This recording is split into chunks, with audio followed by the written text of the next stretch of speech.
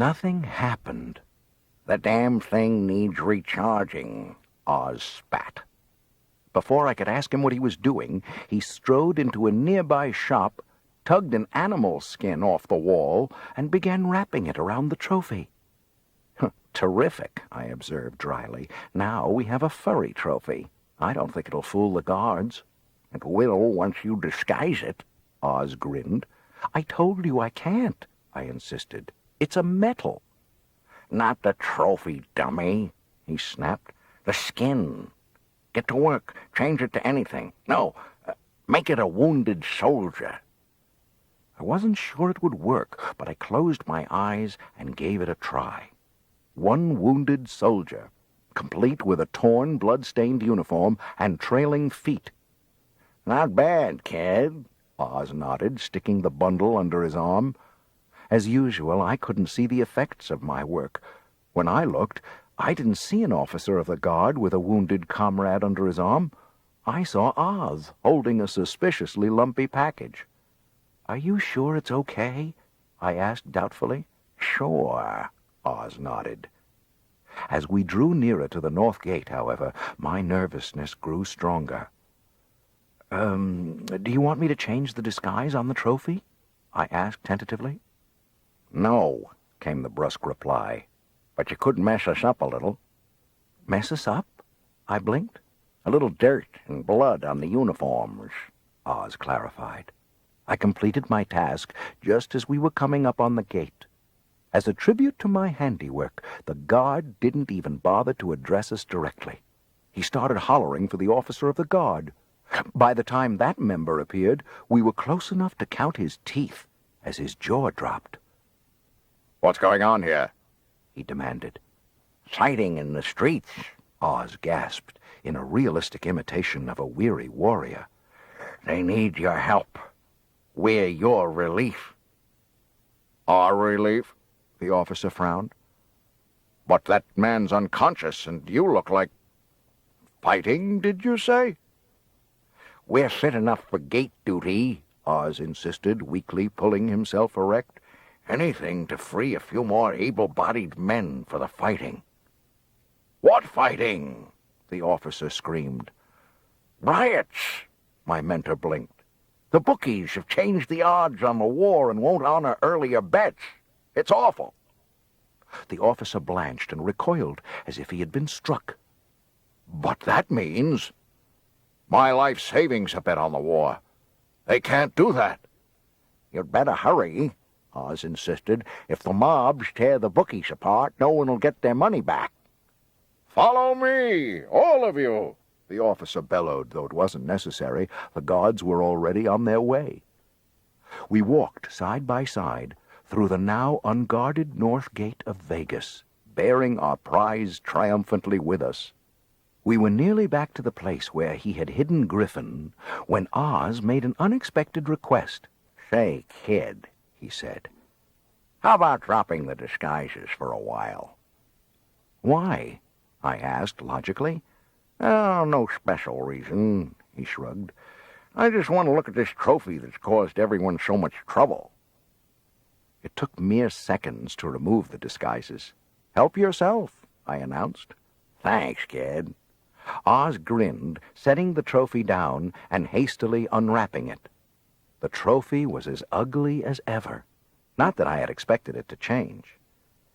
"Even feeble minds need a motive," Oz said. "What did you two figure to do with this pile of junk once you stole it? Tell me that." "It was going to be your birthday present," I shouted, the dam bursting at last. "My birthday present?" he asked in a small voice. "That's right, Oz," I growled. "Surprise! We wanted to get you something special. Come on, we've got to give it back and get Tanda." "Give it back?" he said softly. "What do you mean, give it back? That's my birthday present." I had attended war councils before. On those occasions, however, our side was the only one with the vaguest skills in magic. This time, all three sides would have magicians in attendance. "Can you at least tell me why we're meeting here?" I asked. "What's so special about this statatorium?" That stadium, kid, my mentor corrected, rolling his eyes. Both the Vegans and the Tahoers know where it is. They both acknowledge it as neutral ground. A small group had emerged from one of the entrances halfway up the side of the stadium and was filing down the stairs toward the field where we were waiting. I recognized Griffin in their ranks, and from that figured out it was the Tahoe delegation approaching. Once I realized that, I managed to spot Quigley bringing up the rear. There was a brief huddle, then Quigley came forward to join us. "I certainly hope you have an explanation for this," the ex-demon hunter snapped. Explanation for what? My mentor countered innocently. "You promised, or rather, Master Skeeve did, that you two wouldn't do anything to endanger my job." And we haven't, Oz finished. "Yes, you have," Quigley insisted. "The Council expects me to use my magic to get the trophy away from you at this meeting. If I don't, I can kiss my job goodbye." I guarantee that by the end of the meeting, the Council won't expect you to perform any magic against us. "You mean you'll give the trophy back voluntarily?" Quigley asked, brightening noticeably. "I must say that's decent of you." No, it isn't, Oz corrected, and we're not going to give it back. All I said was they wouldn't expect you to get it for them with magic. "But—" You promised to release Tanda if the trophy was returned. Now, if Tahoe has a chance to take the trophy back and then doesn't do it, is the deal still on? Will you let her go? I suppose so," the ex-demon hunter acquiesced, gnawing his lip. "Is this a private chat, boys, or can anybody join in?" We all turned to find Masha lumbering towards us. The rest of the Vegas delegation waited behind her. The ex-demon hunter beat a hasty retreat, apparently relieved at being able to avoid a face-to-face meeting with his rival. "The Council there tells me that was Quigley you were just talking to," Masha announced. Yes," I admitted.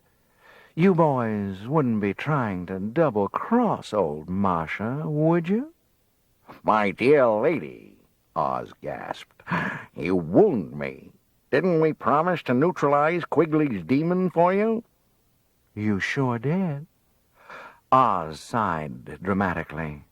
Didn't we say not to be surprised at anything we did? Jeez. I guess it's what we should expect, trying to deal with someone who can't comprehend the subtlety of our plans. "You mean stealing the trophy is part of your plan to neutralize the demon?" Masha asked, wide open with awe. Of course, Oz waved. You see, Quigley got the demon to help get the trophy away from Vegas. Now, if Vegas doesn't have the trophy, he doesn't need the demon. Right? "Sounds a little shaky to me," the sorceress frowned. You're right, Oz acknowledged. That's why I was so glad when Master Skeeve here came up with this new plan. "I did?" He's so modest, my mentor explained. He's come up with a way to neutralize the demon and give Vegas a good chance at retrieving the trophy. It was becoming increasingly clear that Oz was going to come out of this in pretty good shape no matter how it ran. I didn't have much time to ponder the point, though. Oz was beckoning the groups forward to start the meeting. I suppose you're all wondering why I called you here, my mentor began with a grin. I assume it's to talk about the trophy," a distinguished individual from the Tahoe group observed dryly. Oz continued. We didn't appropriate the trophy to ransom it. Quite the contrary. It has been our intention all along to see that it goes to its rightful owners. An ugly growl arose from the Vegans. "Excellent," beamed the Tahoe spokesman. If you won't accept a reward, will you at least accompany us back to town as our guests? There's sure to be celebrating, and I said the rightful owner. Oz smiled, cutting him off. If I understand it correctly, Oz continued grandly, the trophy goes to the winning team that wins the big game as their reward for being the year's best team. Is that right? of course. the spokesman nodded. Well, why do you assume the team that wins the big game is the best team? Oz asked innocently. Well, because there are only two teams, so it follows logically that... That's where you're wrong, my mentor interrupted. There is another team. Well, that's ridiculous, called the Vegas spokesman. We've never heard of another team. Whose team is this, anyway? Ours, Oz smiled. and we're challenging both your teams to a game, a three-way match, right here in 30 days. Winner takes all. Well, what happens if we refuse your challenge? The Tahoe spokesman called. Then we consider ourselves the winners by default, Oz replied. Well, Vegas will be there, Came the decision from the other group. And so will Tahoe, Was the spontaneous response. if I might ask, The Tahoe spokesman queried. why did you pick a date 30 days from now? It'll take time for you to lay out a triangular field, my mentor shrugged. And besides, I thought your merchants would require more than a week to prepare their souvenirs. Speaking of merchandising, the Tahoe spokesman commented, what is the name of your team? We'll need it before we can go into production of the souvenirs. We're called the Demons, Oz said, winking at me. In a moment, our disguises were gone, and for the first time, the delegates had a look at what was opposing them. Excellent, the Tahoe spokesman exclaimed. What? Oz blinked, his smile fading. This should keep the odds even, the spokesman continued. That's what we were discussing, whether you could field a good enough team to make a fight of it. But now, well, everyone will want to see this matchup. You aren't afraid of playing against demons? My mentor asked slowly. Now it was the spokesman's turn to smile. My dear fellow, he chortled, if you had ever seen our teams play, you wouldn't have to ask that question. With that, he turned and rejoined his delegation as the two groups prepared to withdraw from the meeting. Now what do we do? I asked. We form a team, Oz shrugged. Just like that? I winced.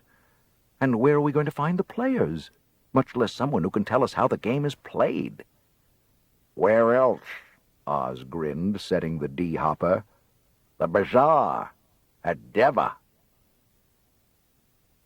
Deva is the home dimension of the Devils, acknowledged to be the best traders anywhere. You may find references to them in your folklore. There is a year-round rock-the-clock bazaar in that dimension where the Devils meet to trade with each other. Everything imaginable and most things that aren't are available there. Look, kid, Oz explained. we're looking for two things here. First, we need to recruit some players for our team. How can we recruit for the team when we don't even know the first thing about the game? I interrupted. Second, My mentor continued tersely, we have to find someone who can fill us in on the details of the game. Oh. Properly mollified, I plodded along beside him in silence for several moments.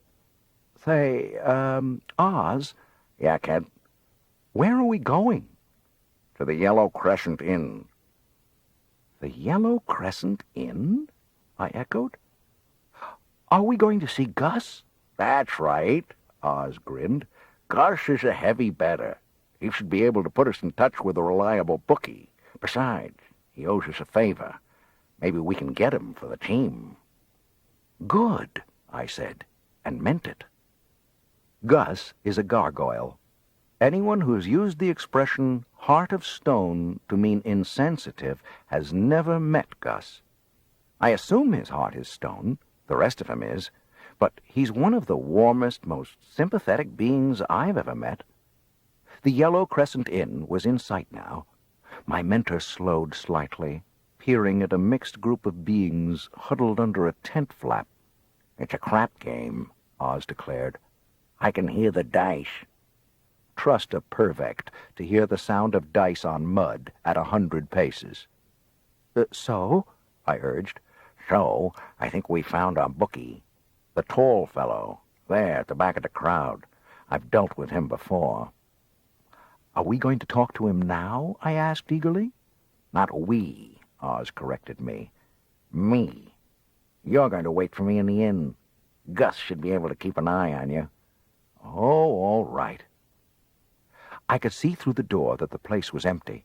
Gus wasn't in sight, but the door was open, so I pushed my way in. No sooner had I gained entry when something like a large hand closed over the top of my head, and I was hoisted bodily from my feet. "Little person," a booming voice declared. "Crunch likes little persons. Crunch likes little persons better than Big Macs. How do you taste, little person?" With this last, I was rotated until I was hanging face to face with my assailant. At the other end of the big hand was the first and only troll it had been my misfortune to meet, and he looked hungry. While I had never seen a troll before, I knew that this was one. I mean, he fit the description. Tall, scraggly hair in patches, long rubbery limbs, misshapen face with runny eyes of unequal size. "Why, little person, not answer, Crunch?" the troll demanded, shaking me slightly. "You want an answer?" I snarled. "Try this." Levitation is one of my oldest spells, and I used it now. Reaching out with my mind, I picked up a chair and slammed it into his face. He didn't even blink. "What's going on out here?"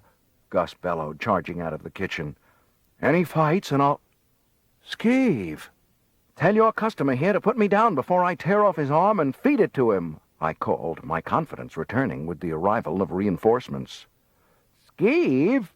my assailant gaped, setting me gently on my feet. "I say, bloody good to make your acquaintance. I've heard so much about you, you know. Chumley here." The hand which had so recently fastened on my head now seized my hand and began pumping it gently with each adjective. A pleasure, I'm sure," I stammered, trying vainly to retrieve my hand. "Say, weren't you talking differently before?" Oh, you mean Crunch," Chumley laughed. "Beastly fellow. Still, he serves his purpose. Keeps the riffraff at a distance, you know." What he's trying to say," Gus supplied, "is that it's an act he puts on to scare people." "Oh, tosh!" the troll proclaimed, digging at the floor with his toe. "I'm only giving the public what it wants. Not much work for a vegetarian troll, you know." "A vegetarian troll? Weren't you about to eat me a minute ago?" "Perish the thought," Chumley shuddered. "Presently I would have allowed you to squirm free and run." "Chumley!" Oz exclaimed, bursting through the door. "Oz!" the troll answered. "I say, this is a spot of all right. What brings you—" He broke off suddenly, eyeing the Deville who had followed Oz into the inn. "Oh, don't mind the geek here," my mentor waved. "He's helping us with some trouble we're having." "If you blokes are going to have a war council, perhaps I'd better amble along," Chumley suggested. "Stick around," Oz instructed. "It involves Tanda." "Tanda?" The troll frowned. "What has that bit of fluff gone and gotten herself into now?" "You know Tanda?" I asked. "Oh, quite," Chumley smiled. "She's my little sister." My mentor grinned. "Tanda and Chumley are from Trollia, where the men are trolls and the women are trollops. With men like this back home, you can understand why Tanda spends as much time as she does dimension hopping." "Well, that's quite enough of that," Chumley instructed firmly. "I want to hear what's happened to little sister." "In a bit," Oz waved. First, let's see what information the geek here has for us. How much are you paying me? The geek yawned. As much as the information's worth, Oz supplied grimly. I really don't have that much information, he began uncomfortably. They only play one game a year, and the odds are usually even. How is the game played? Oz urged. Never seen it myself, the geek shrugged. It's one of those get-the-ball-in-the-net games. I'm more familiar with the positions than the actual play. Well, then what are the positions? I asked. It's a 5-man team, the Devil explained. 2 forwards, or fangs, chosen for their speed and agility. 1 guard, or interceptor, for power.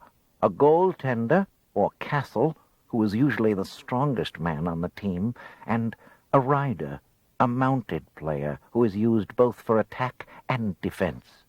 They can move the ball by running, kicking, or throwing. Once the ball is immobilized, the try is over, and they line up for their next try. Of course, the defense tries to stop them.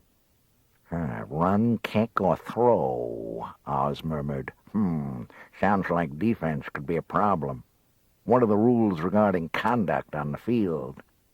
Well, players can't use edged weapons on each other, the Devil recited. Any offenders will be shot down on the spot. Sensible rule, I said, swallowing hard. What else? Well, that's it. The geek shrugged. That's it? Oz exclaimed.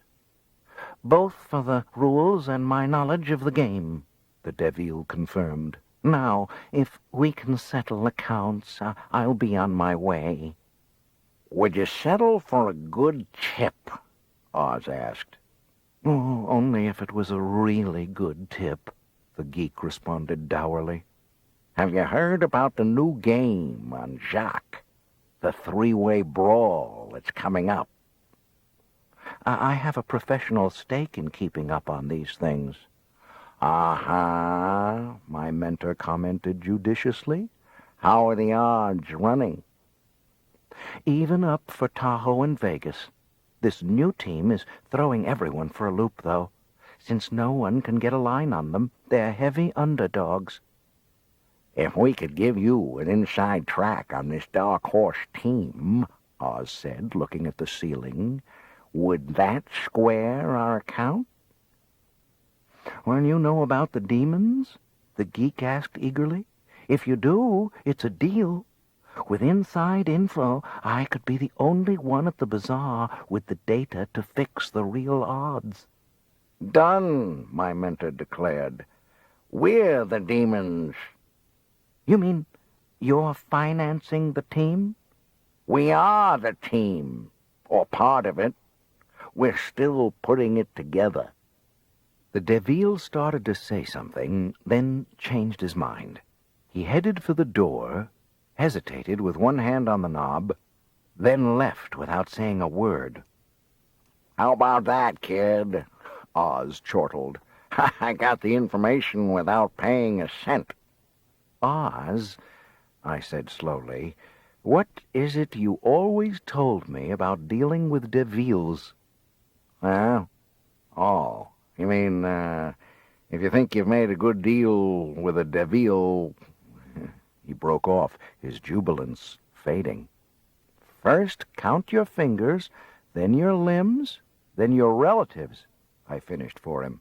Are you sure you got a good deal? Our eyes met, and neither of us were smiling. We were still pondering our predicament when Chumley interrupted our thoughts. The only acceptable solution is to trounce these blighters soundly at their own game. I trust you'll allow me to fill a position on your team? I'd had my hopes, my mentor grinned. Count me in, too, Gus announced, flexing his stone wings. Can't let you all go into a brawl like this without my steadying influence. Say, Oz, I said carefully, it occurs to me... You know that rider position? Well, It seems to me we'd have a big psychological advantage if our rider was sitting on top of a dragon.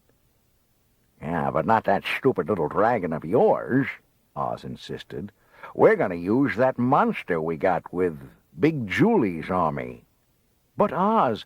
But Oz, nothing. Come on, Gus. Close up shop here. We're heading for Claw to pick up a dragon. Now, Claw is my home dimension, and no matter what my fellow dimension travelers say, I think it's a pretty nice one to live in. Oz had surprised me by bringing us well north of Posiltum, instead of at our own quarters in the royal palace. I inquired about this, and for a change, my mentor gave me a straight answer. I wasn't sure what our reception at the palace would be like if we arrived with a troll and a gargoyle. The real reason we're here instead of at the palace is we want to see Big Julie. I decided to show Oz I had been practicing during my tour with Tanda. Closing my eyes, I concentrated on disguising Gus and Chumley at the same time. Oh, not bad, kid, Oz commented. They're a little villainous-looking, but acceptable. I thought it would help us avoid trouble if they looked a little mean, I explained modestly. Why aren't you disguised? The troll asked suspiciously. Now, I'm already known around here as the apprentice of the court magician, Oz countered innocently. Folks are used to seeing me like this. Well, Chumley grumbled, there'll be bloody hell to pay if anyone I know sees me looking like this. If anyone you know sees you like this, they won't recognize you, I pointed out, cautiously. True to his plans for retirement, Big Julie was relaxing on the lawn of his cottage, drinking wine when we arrived. Julie was still hiding from a particularly nasty batch of loan sharks who were very curious as to why he and his men gave up soldiering, and hence their ability to pay back certain old gambling debts. Aye! Hello, boys, he boomed, waving enthusiastically. Long time no see, you know. Pull up a chair and have some wine. What brings you out this way, huh? A little bit of pleasure and a lot of business, Oz explained, casually, gathering to his bosom the only pitcher of wine in sight.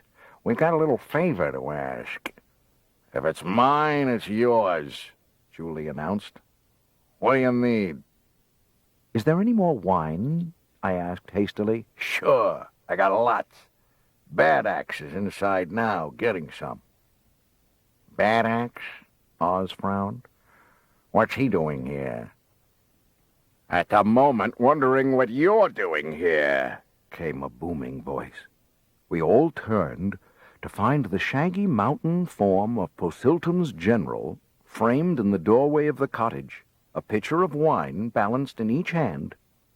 Hugh Badax always seemed to me to be more beast than man, though I'll admit his curly dark hair and beard, when viewed in conjunction with his favorite animal skin cloak, contributed greatly to the image. Of course, beasts didn't use tools, while Badax definitely did.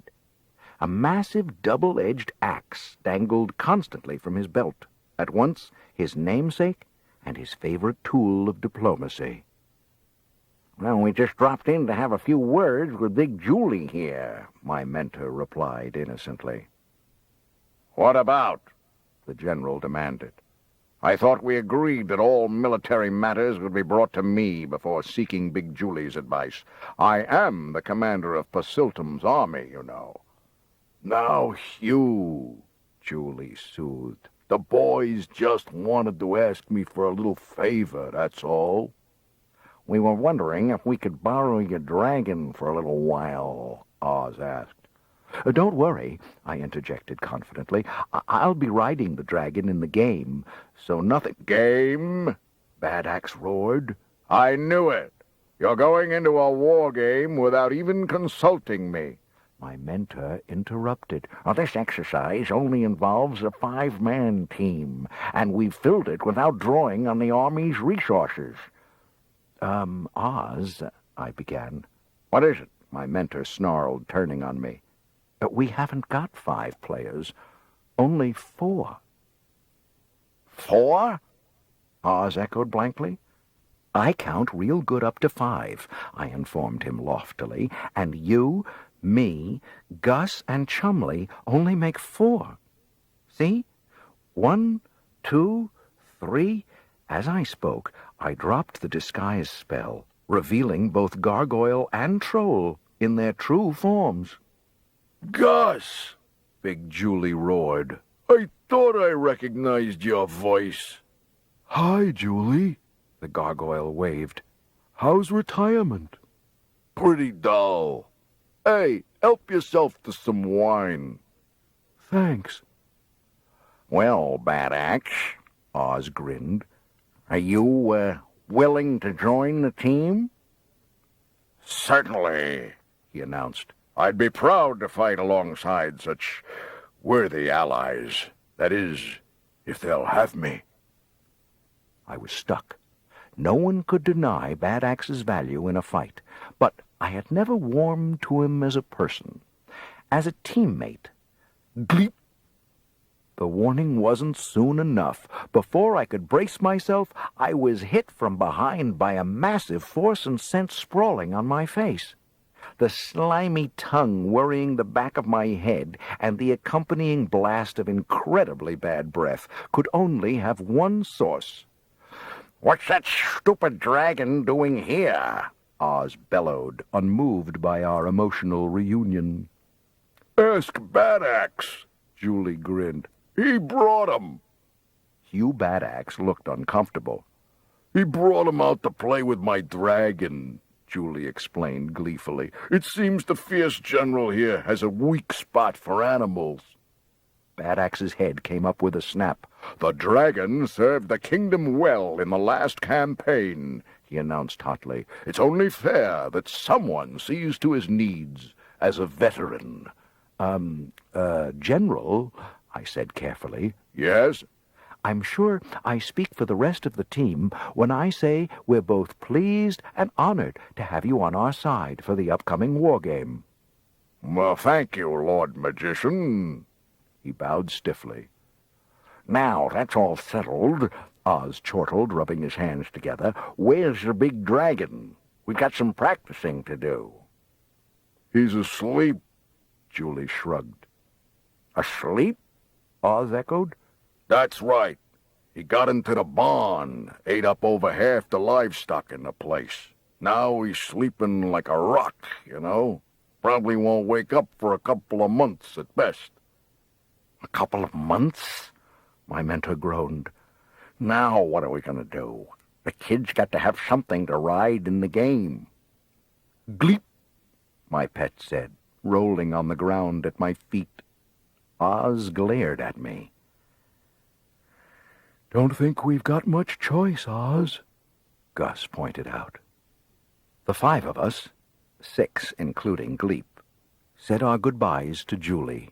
I'm sorry I can't come with you, boys, he declared mournfully. But I'm not as young as I used to be, you know? Don't worry, Oz waved. We'll be back soon. You can come to our victory celebration. Julie scowled. I'm warning you. Don't celebrate until after the battle. After 500 years... Right, Julie, Oz interrupted hastily. We'd better get going now or we'll miss the game. Wouldn't want to lose by default.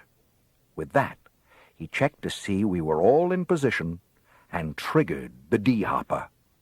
A moment later, we were back in Jock. The stadium had undergone 2 major changes since the last time Oz and I were here. First, the configuration of the field had been changed. Instead of a rectangle, the chalk lines now outlined a triangle with netted goals at each corner.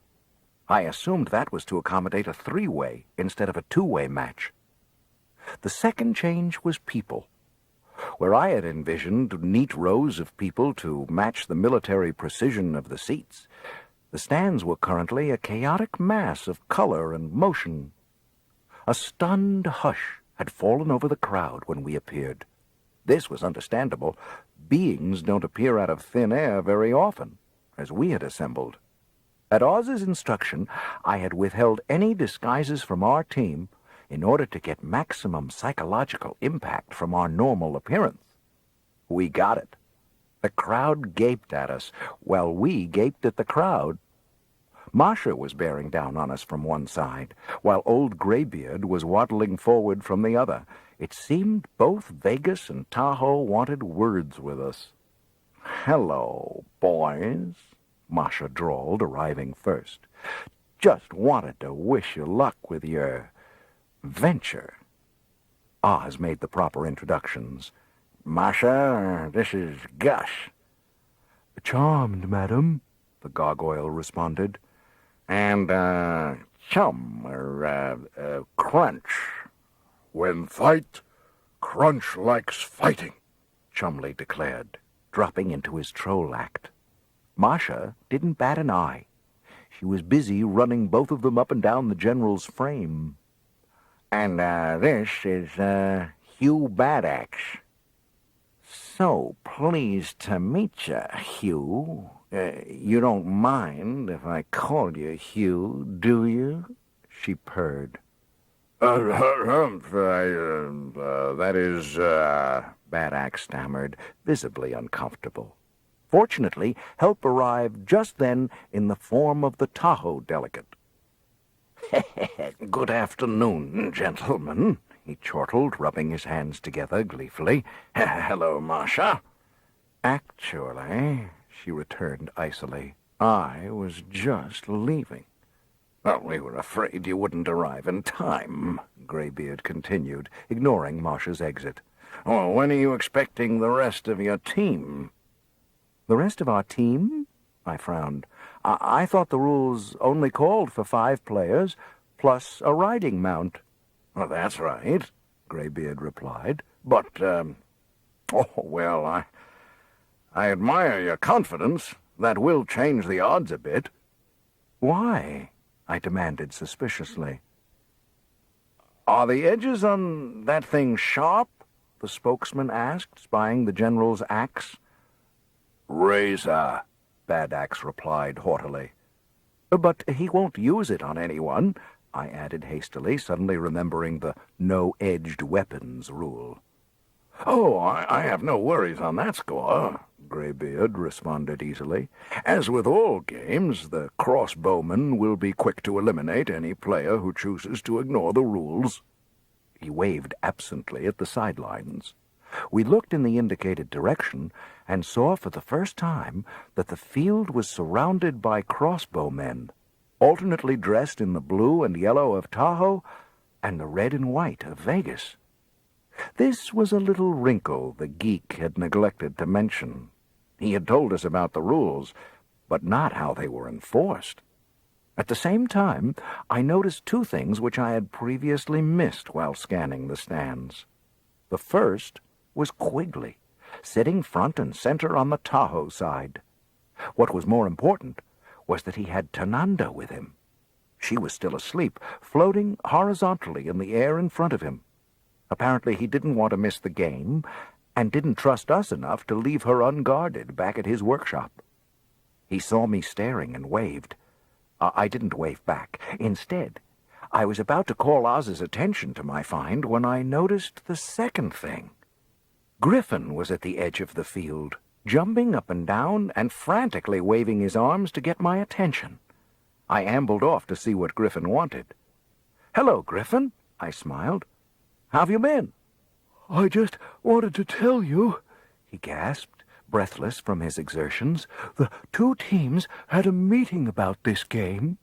They decided that however much they hated each other, neither side wanted to see the trophy go to a bunch of outsiders." "Well, that's only natural," I nodded.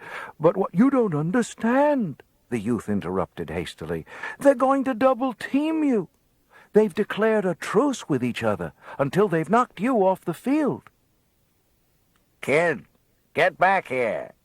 Oz's bellow reminded me there was another conference going on.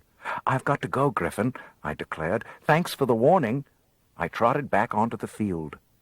"They want to see the trophy," Oz informed me with a wink. "All right," I nodded. "Everybody stand back." Stretching my levitation capacities to their utmost, I went to work. A large hunk of turf was lifted from the center of the field and set aside. Then the exposed dirt was shoved aside. And finally the trophy rose into view. I let it hover in midair while I rearranged the dirt and replaced the turf. Then let it settle majestically to rest in all its magnificent, ugly splendor. The crowd roared its approval, though whether for my magic or the trophy itself I wasn't sure. The stands exploded in bedlam. 2 columns of figures had emerged from a tunnel at the far end of the stadium and were jogging onto the field. The blue and yellow tunics of one column contrasted with the scarlet and white tunics of the other. The Tahoe team was wearing helmets with long, sharp spikes on the top, while their counterparts from Vegas had long, curved horns emerging from either side of their helmets, giving them an animalistic appearance. Even more noticeable, all the players were big, easily as big as Chumley, but brawnier, with necks so short their heads seemed to emerge directly from their shoulders. As I said earlier, I count real good up to 5, and there were considerably more than 5 players on each team. Seizing the Tahoe spokesman by the front of his tunic, Oz hoisted him up until his feet were dangling free from the ground. "What is this?" he demanded. "Those aren't jocks. Jocks are skinny or overweight." "Oh, I see," the spokesman said with dawning realization. "Not all jocks are alike. Some are fans, and some are players, athletes. The extra players are replacements. For the ones who were injured or killed during the game." Gleep. My dragon had just spotted something the rest of us had missed. The other teams were bringing their riding beasts onto the field.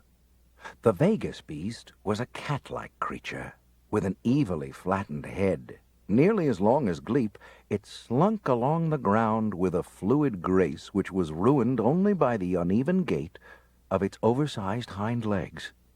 Though its movements were currently slow and lazy, it had the look of something that could move with blinding speed when it wanted to. The Tahoe mount was equally distinctive, but much more difficult to describe. It looked like a small armored mound, with its crest about 8 feet off the ground. I would have thought it was an oversized insect, but it had more than 6 legs. As a matter of fact, it had hundreds of legs, which we could see when it moved, which it seemed to do with equal ease in any direction. I couldn't figure out where its eyes were, but I noticed it never ran into anything, at least accidentally. Gleep. My pet had pivoted his head around to peer at me. If he was hoping for an explanation or instructions, he was out of luck. "Hey, Oz," Chumley called. "Let's get this trophy out of the center of the field and put it somewhere safe." "How about in our goal?" Gus suggested, pointing to the wide net at our corner of the triangle. "Sounds good," Oz agreed. "I'll be back in a second, kid." As my teammates started to move the trophy, however, the chorus of boos and catcalls that erupted threatened to deafen me. My colleagues responded with proper aplomb, shaking fists and making faces at their decriers. I was about to suggest to my comrades that they quit baiting the crowd when General Badaxe beckoned me over for a conference. "Lord Magician," he began carefully, "could you tell me a little more about that marvelous creature I was just introduced to earlier?" "Masha?" I laughed. Then I noticed the General's features were hardening. That marvelous creature. What do you want to know?" "Is she married?" "Masha? No, I don't think so." The General heaved a sigh of relief. "Is there a chance she'll ever visit us in Pasiltum?" "I doubt it," I replied. "But if you'd like, I could ask her." "Fine." The General beamed, bringing a hand down on my shoulder in a bone-jarring display of friendship. Hey, kid, Oz shouted. Hurry up and get on that stupid dragon. The game's about to start.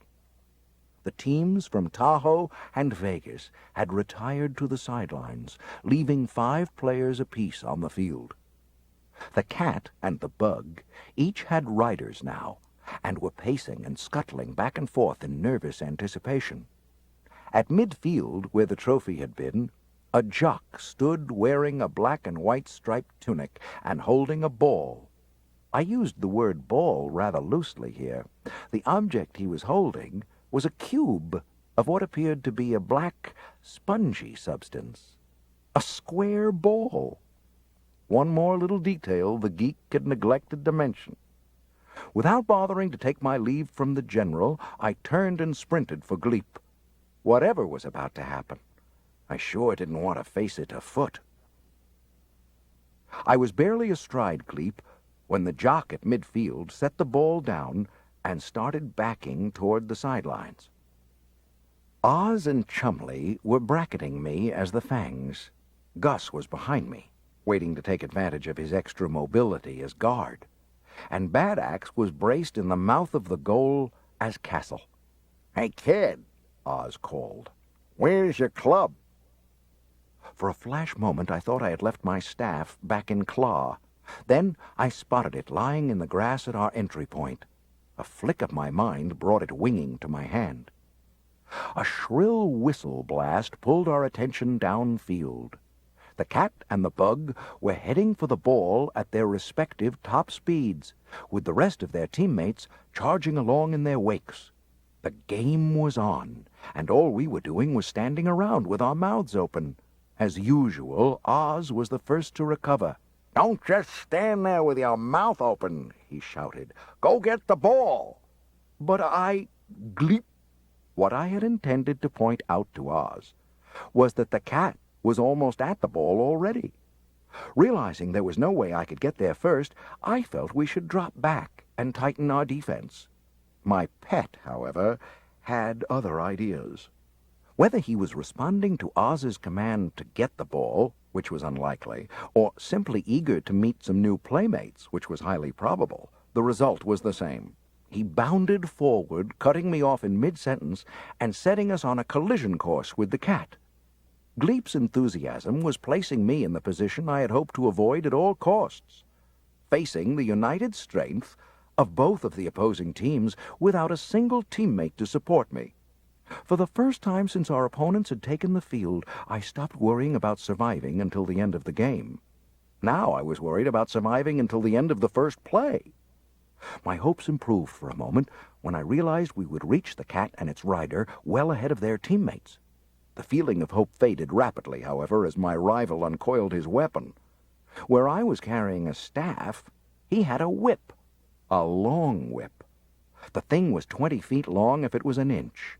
I could see its length quite clearly as the rider let it snake out toward my head. The lash fell short by a good foot, though it seemed much closer at the time. Its sharp crack did produce one result, however.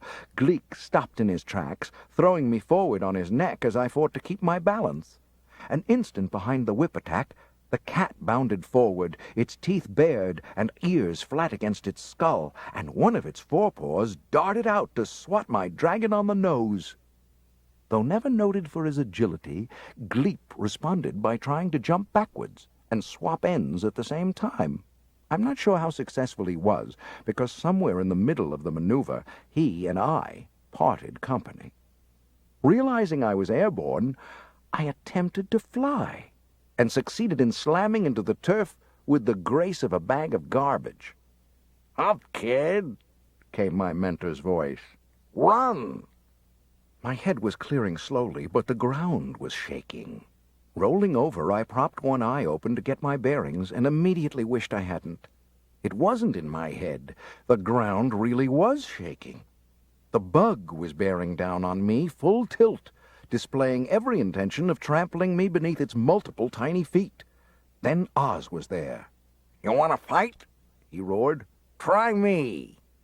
Few beasts or beings in any dimension have the courage or stupidity to try to face down a purvect when it has a full mad on, and Oz was mad. The bug put it into reverse, scuttling desperately backward despite the frantic urgings of its rider and the hoots from the crowd. Gleep! A familiar head snaked into view from around Chumley's hip to peer at me quizzically. "You were a big help," I snarled, glad for the chance to vent my pent-up nervous energy. "Why are we standing around talking?" Oz snarled.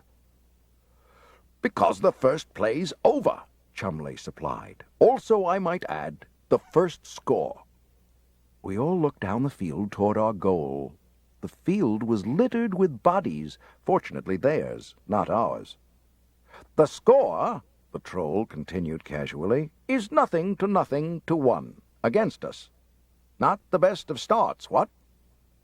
For one instant I thought we had scored. Then I remembered that in this game, points are scored against a team. Therefore 0-1 meant we were behind by a point. "So, let's fire up," my mentor continued.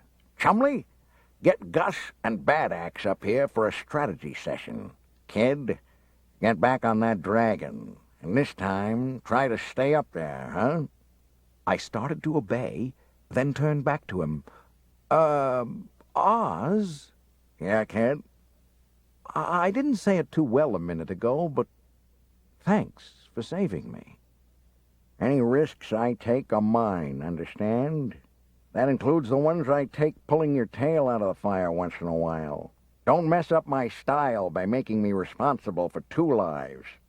But Oz, if I'm in trouble and you're clear, you skedaddle. You got it? Especially in this game. In fact, here." He fumbled in his belt pouch and produced a familiar object. "Here's the D-hopper. It's set to get you home. You keep it and use it if you have to. For now, though, get on that stupid dragon of yours and try to keep him pointed in the right direction.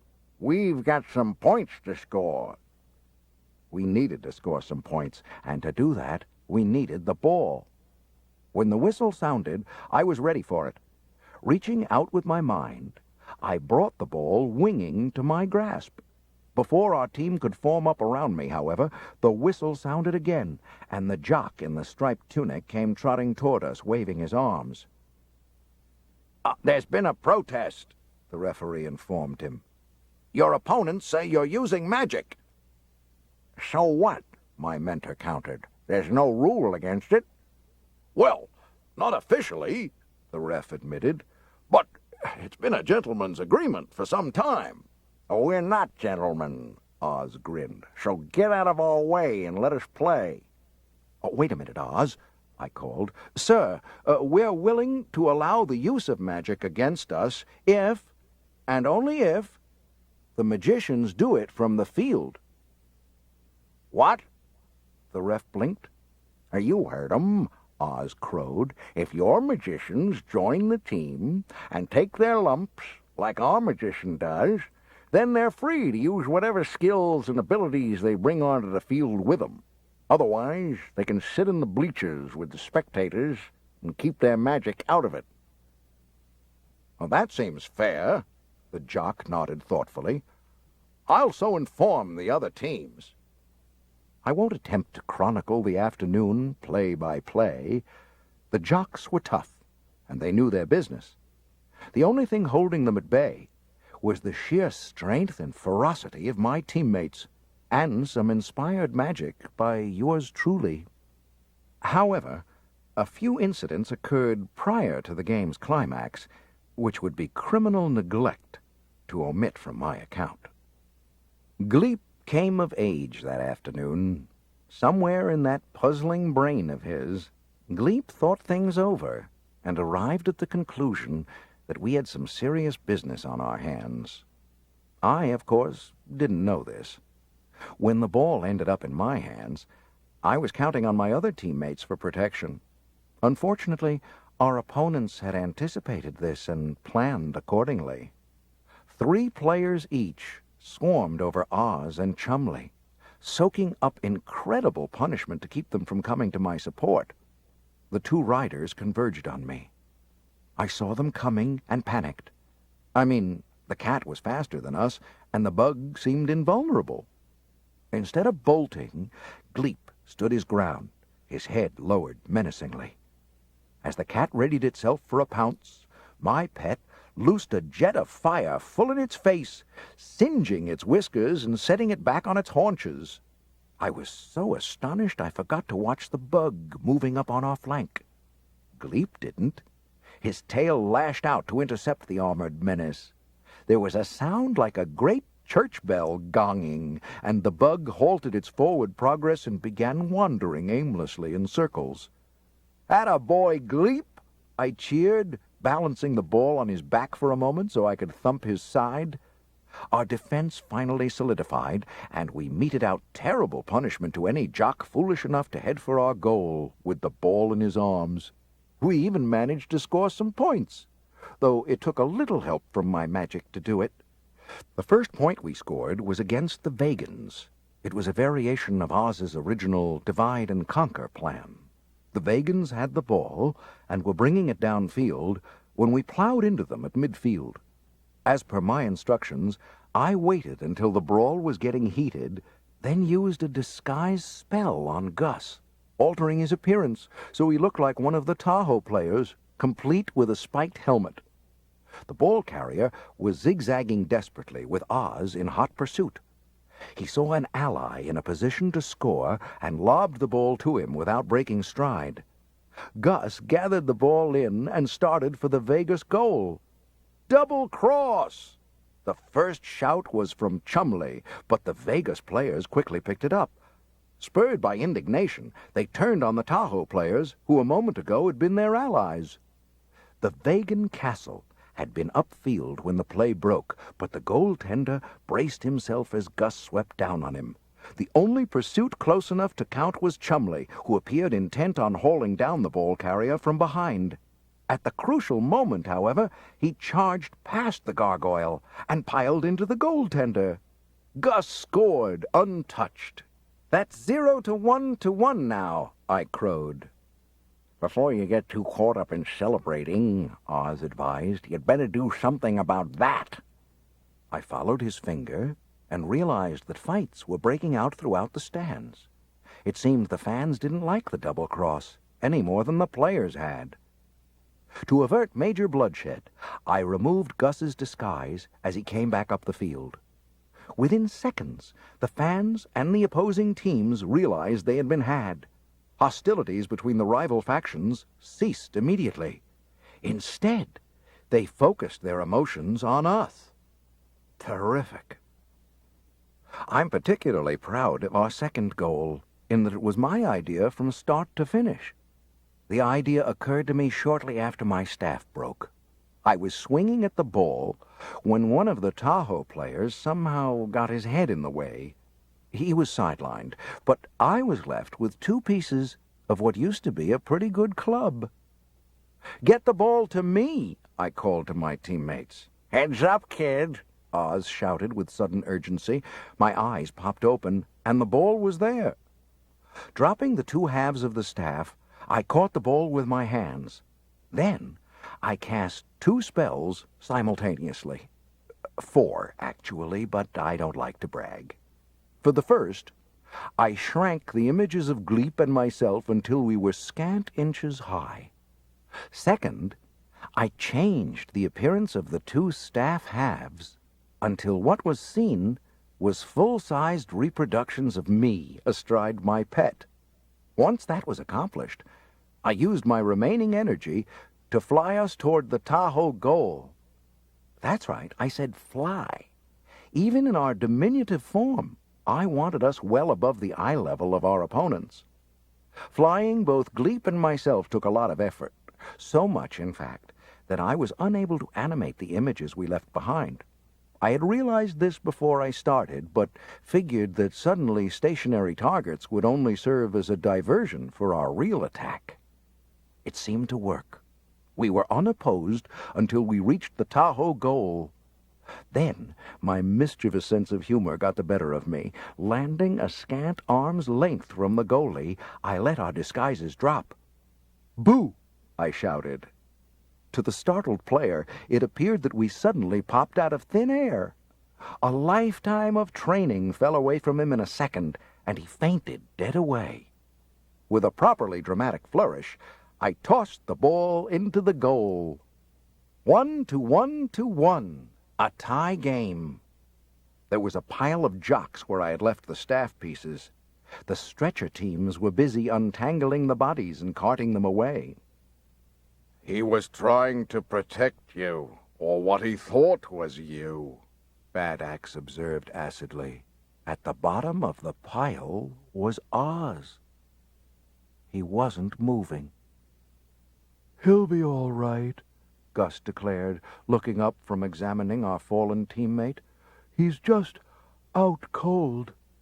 Well, wake him up, Bad Axe demanded, and be quick about it.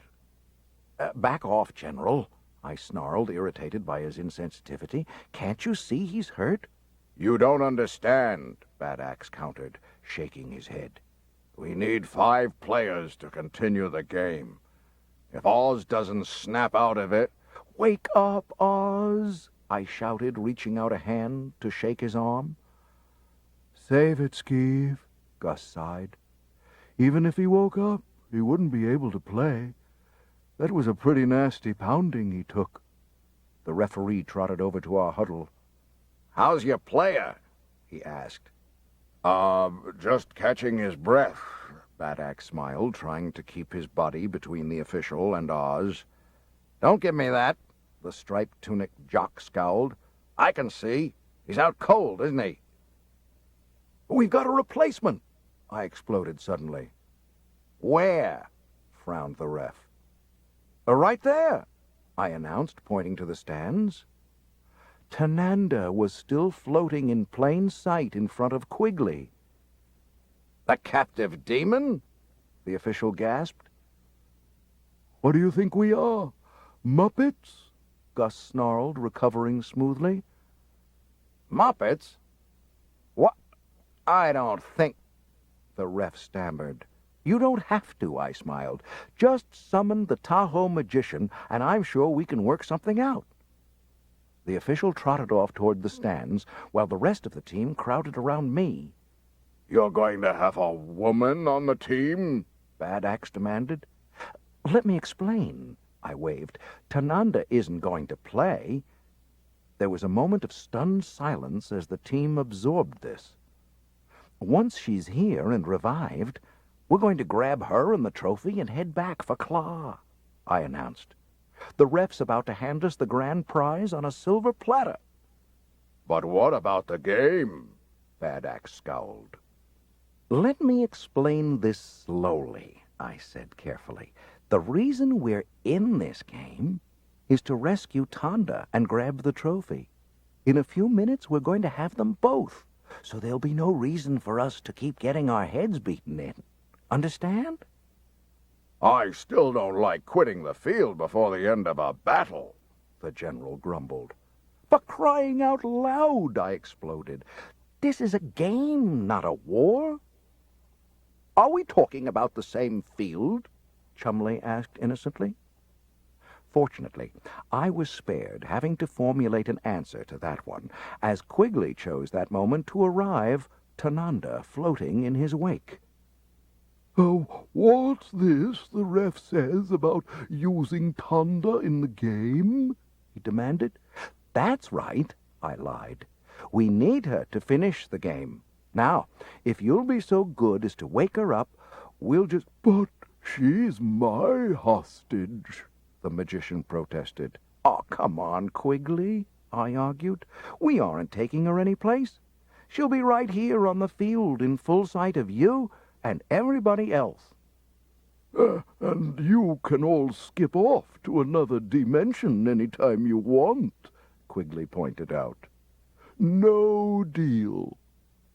That was uncomfortably close to the truth, but if there's one thing I've learned from Oz, it's how to bluff with a straight face. Now look, Quigley, I snarled. I'm trying to be fair about this, but it occurs to me you're taking advantage of my promise. Of course, the magician nodded. But tell you what, just to show you I'm a sport, I'll let you have Tanda. Swell, I grinned. If, and I repeat, if you let me keep Oz in exchange. What? I exclaimed. I mean, sure. Oh, go ahead. He's already out cold. Very well, he nodded. This will just take a few seconds. What does this do to our plans? Gus asked, drawing me aside. Nothing, I informed him through gritted teeth. We go as soon as it's clear. Or what? The gargoyle gaped. What about Oz? It's his orders, I snarled. Before the game started, he made me promise that if he got in trouble, I wouldn't endanger myself or the team trying to save him. Hi, handsome, Tanda chirped, joining our discussion. If it isn't too much trouble, could someone fill me in as to why this august assemblage has assembled? Why we're standing in the middle of a pasture? And what all these people are doing staring at us? And where's Quigley going with Oz? There's no time, I declared. We've got to get going. Get going where? She frowned. Back to Claw, Gus grumbled. Skeeve here is in the middle of abandoning Oz. He's what? Tanda gasped. It took surprisingly little time to bring her up to date once I got started. Bull feathers, she said firmly. I'm glad you... How's that again? I sputtered. I said bull feathers, she repeated. You guys have been knocked around, trampled, and otherwise beaten on for my sake, and now we're going to run? Not me. I say we stay right here and teach these bozos a lesson. Well said, Bad Axe nodded. Count me in, the gargoyle supplied. You'll be the death of me yet, little sister, Chumley sighed. Then it's decided, Tanda nodded. Now then, handsome, what's the plan? I found myself staring at Chumley. He was craning his neck to look at the stands. What are you doing? I asked. Oh, sorry, old boy, the troll apologized. I was just curious as to how many devils were in the crowd. There's a lot of them. There are? I blinked, scanning the crowd. I don't see any. Oh, they're disguised, of course, Chumley shrugged. But you can see their auras if you check. With the odds that were being given on this bloody game, it was a sure thing they'd be here. Now that I looked, I could see the auras of other demons scattered throughout the crowd. It's too bad we can't cancel their disguises, I muttered to myself. Oh, we could do that easy enough, the troll answered. We could? Certainly. Devils always use the cheapest, easiest disguises available. I know a spell that would restore their normal appearance quick enough. You do? I pressed. Could it cover the whole stadium? Well, not for a terribly long time, Chumley said, but it would hold for a minute or two. Why do you ask? I think I've got an idea, I explained. Be back in a minute. Where are you going? The troll called after me as I started for the sidelines. To talk to Griffin, I retorted. Say, Skeeve, Gus murmured, sliding up beside me. How much longer until we're set for the big play? Should be any minute now, I confided. Why do you ask? Isn't that our signal? I followed his gaze to the sidelines. Griffin was there, waving his arms wildly. All right, I announced. Fun time is over. The messages have been delivered. Does everyone remember what they're supposed to do? As one, the team nodded, eager grins plastered on their faces. Tanda and Chumley make one team. Bad Axe, you stick with Gus. He's your ticket home, I repeated needlessly. We know what to do, the general nodded. This time, as the ball came into play, we did not swarm toward the ball carrier. Instead, our entire team backpedaled to cluster in the mouth of our goal. Our opponents hesitated, looking at each other. Finally, the ball carrier, a Tahoe player, turned and threw the ball to his rider, apparently figuring the bug had the best chance of breaking through to the goal. Reaching out with my mind, I brought the ball winging not to me, but to Hugh Badaxe. In a smooth, fluid motion, the axe came off the general's belt and struck at the missile. I had never seen Hugh use his axe before, and I'll admit I was impressed.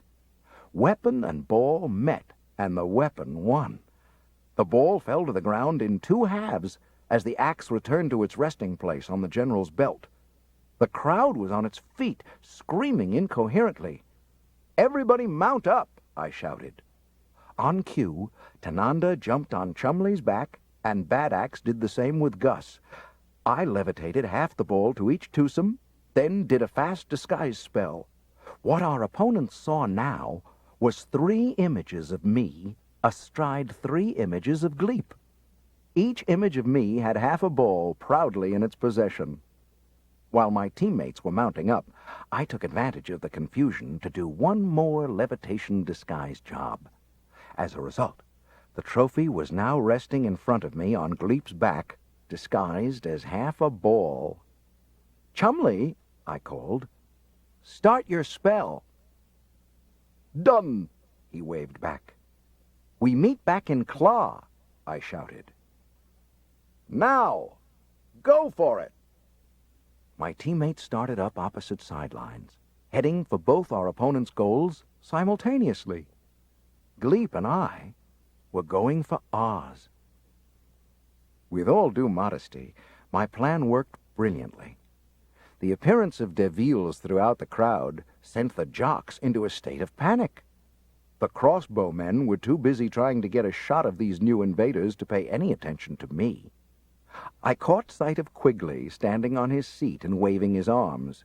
Catchy phrases like, "Begone the foul spirits," and "I vanquish thee," were issuing from his lips as he did his routine.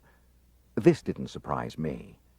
Not that I felt Quigley was particularly quick thinking in a crisis. It had to do with the messages I had sent to both him and Masha before the play started. The messages were simple. Stand by to repel an invasion of demons. P.S. Go through the motions. I'll take care of the demons. Skeeve. I caught his eye and winked at him. Oz's unconscious body came wafting toward us in response to my mental summons. Gleep stretched out his long neck and caught my mentor's tunic in his mouth as he floated by. Tightening my legs around Gleep's middle, I hit the button on the D-hopper and... The walls of my room were a welcome change from the hostile stadium. "We did it!" I exclaimed, then was startled by the volume of my voice. After the din of the stadium, my room seemed incredibly quiet. "Kid," came a familiar voice, "would you tell your stupid dragon to put me down before I die from his breath?" "Gleep?" my pet asked, dropping my mentor in an undignified heap. "Oz?" I blinked. "I thought you were—" "Out cold? Not hardly.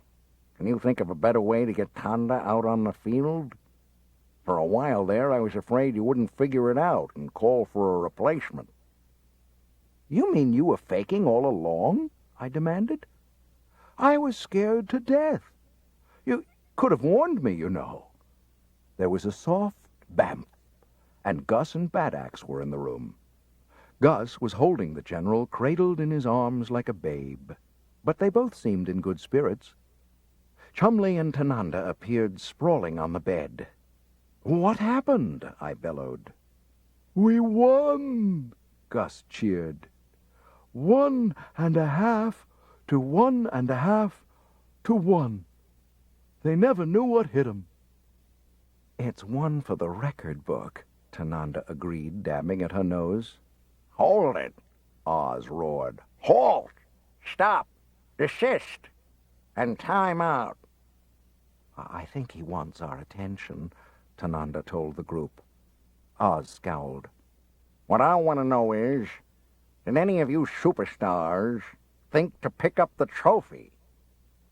The team gestured grandly at me. With a grin, I let the disguise drop away from the trophy. Ta-da!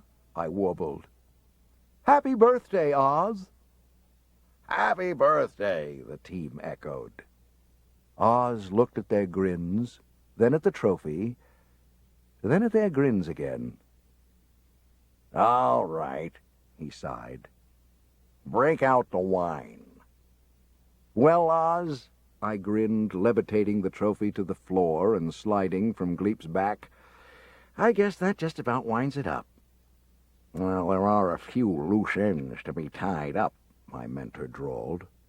Like what? I asked fearfully. Like the invitation you gave Masha to drop by for a visit. Invitation? I echoed in a small voice. Bad Axe told me about it, Oz grimaced. Then there was a little matter of a quick trip to Deva. To Deva? I blinked. I've got to pick up our winnings, my mentor informed me. I took the time to place a few small bets on the game while we were there. Profits don't just happen, you know. Well, when do we start? I asked eagerly. We don't, Oz said firmly. This time, I'm going alone. There's something about you in the bazaar that just don't mix well. But Oz, and besides, he continued, grinning broadly, there's one more loose end from this venture that'll be occupying your time. Really? I said proudly. What's that?